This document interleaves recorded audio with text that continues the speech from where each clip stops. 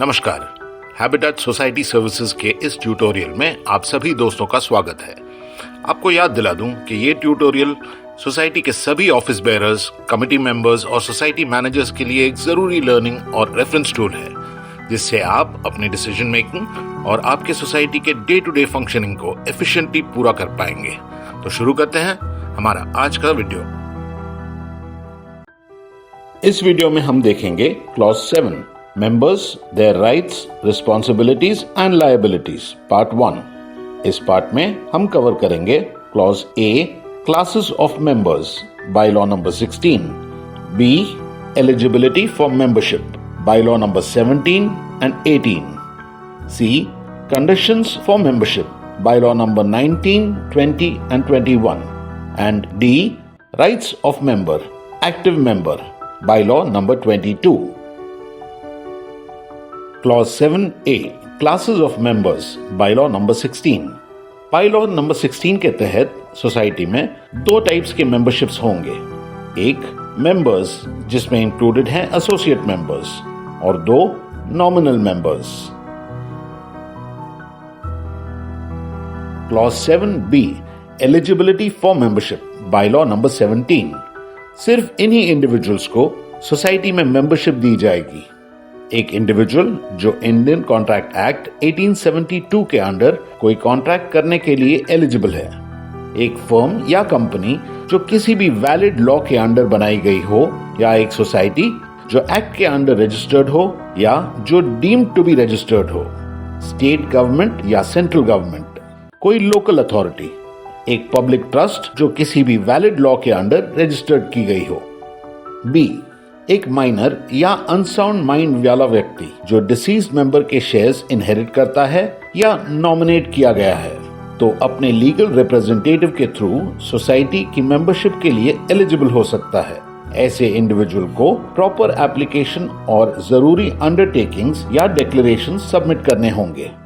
सी, किसी को भी डायरेक्टली हो या एग्जिस्टिंग मेंबर्स के शेयर ट्रांसफर से सोसाइटी की मेंबरशिप में एडमिशन देने के लिए कंसर्न कॉम्पिटेंट अथॉरिटीज से अप्रूवल लेना होगा, जैसे डिस्ट्रिक्ट कलेक्टर या लैंड ग्रांट टर्म्स, अगर सोसाइटी को land government, CIDCO, MHADA, SRA या और किसी अथॉरिटी से दी गई हो। नोट, फैमिली का डेफिनेशन बायलॉ नंबर 3.15 में दिया गया है। नोट 2, जिन सिग्नेटरीज ने सोसाइटी को रजिस्टर करने के एप्लीकेशन पर साइन किया होगा, उन्हें रजिस्ट्रेशन के बाद सोसाइटी के मेंबर्स मान दिया जाएगा। नोट 3, सोसाइटी में उतने ही मेंबर्स हो सकते हैं जितने फ्लैट्स या यूनिट्स होंगे। ये इंश्योर करना कमिटी की रिस्पॉन्सिबिलिटी है।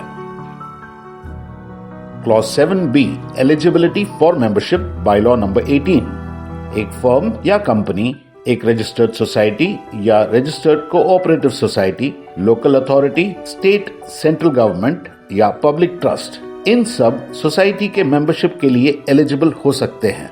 लेकिन इन सब की सोसाइटी की मेंबरशिप में एडमिशन और उनके द्वारा फ्लैट्स ओन करना स्टेट गवर्नमेंट द्वारा जारी की गई नोटिफिकेशंस के अनुसार रेगुलेट किया जाएगा, जो एक्ट के सेक्शन 22 के सेकंड प्रोविजन के अंडर होंगे।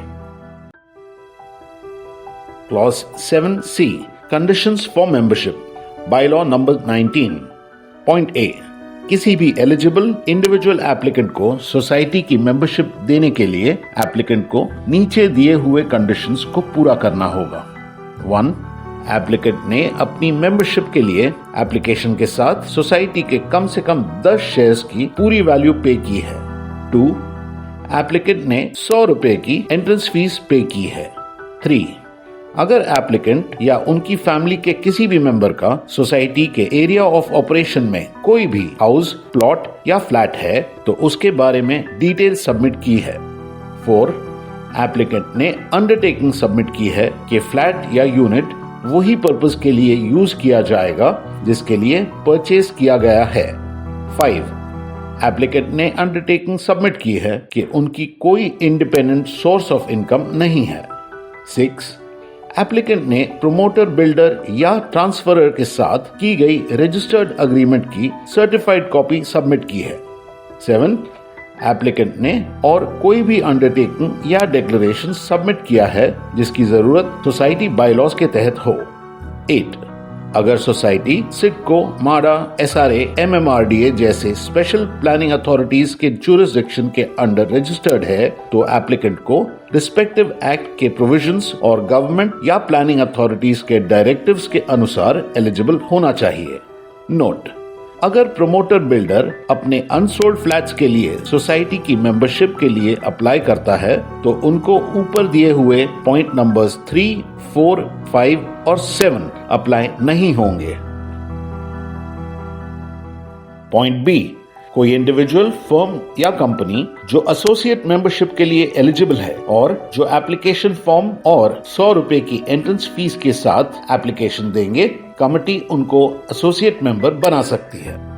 पॉइंट सी: कोई इंडिविजुअल, फर्म या कंपनी जो मेंबरशिप के लिए एलिजिबल है और जो एप्लीकेशन फॉर्म और 100 रुपए की एंट्रेंस फीस के साथ एप्लीकेशन देंगे, उनको मेंबरशिप देने के लिए नीचे दिए हुए कंडीशंस पूरे करने होंगे। 1.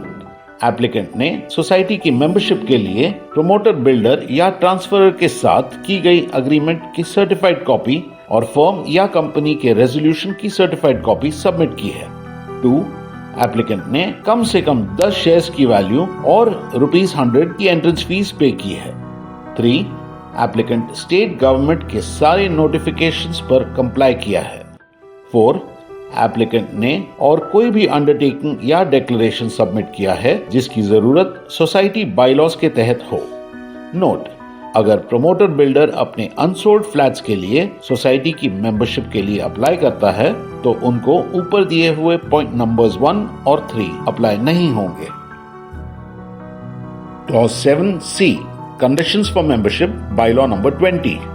एक सबलेटी, लाइसेंसी, केयर टेकर या ऑक्यूपेंट जो नॉमिनल मेंबरशिप के लिए एलिजिबल है और वो प्रिस्क्राइब्ड फॉर्म और ₹100 की एंट्रेंस फीस के साथ मेंबर के थ्रू अप्लाई करते हैं तो कमिटी उनको नॉमिनल मेंबर बना सकती है।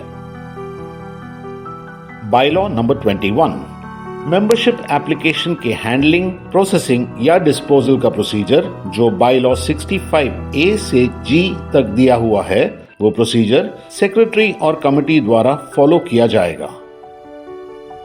Clause 7D, rights of member and active member, bylaw number 22।